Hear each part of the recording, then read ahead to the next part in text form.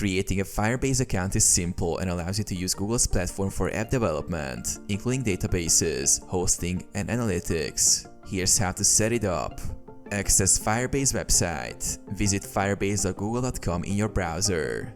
Sign in with Google. Click the Get Started button or go to Console in the top right corner. Log in using an existing Google account. If you don't have one, click Create Account to set up a Google account. Enter Firebase Console. After signing in, you'll be directed to the Firebase Console. Here, you can manage projects and access Firebase tools. Create a new project. Click the Add Project or Create Project button.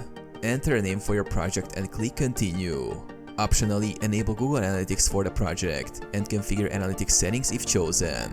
Set up the project. Firebase will initialize the project. Once done, you'll be redirected to the dashboard where you can explore features like Firestore, authentication, hosting, and more.